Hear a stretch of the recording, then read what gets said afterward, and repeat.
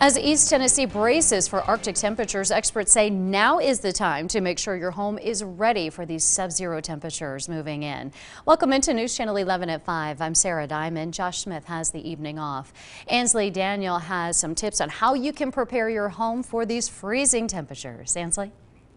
Well, Sarah, I spoke with the owner of a plumbing company and the owner of a heating and air company who both tell me they are expecting to be making a lot of emergency calls over the next couple of days and into the weekend. But they also shared some tips with us on how you can get ahead of these cold temperatures and get your home ready to keep you warm. As single-digit temperatures approach the Tri-Cities, homes will be working in overdrive to keep you warm. If the outdoor unit is not running, the indoor unit may be running, but it may be using all your electric heater elements to heat the house. So you'll get a big surprise when you get your power bill. Before the freeze hits, it's best to have a clean filter and coils on your HVAC unit with the refrigerant level topped off.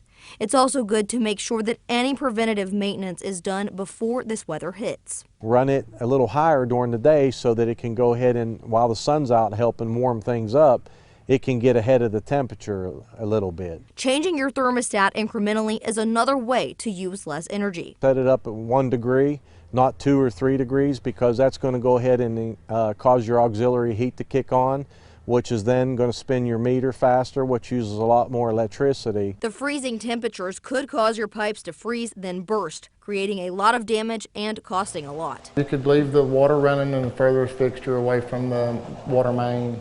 Basically, you don't want any drafts coming in your house. You want to close out anything that could be a draft.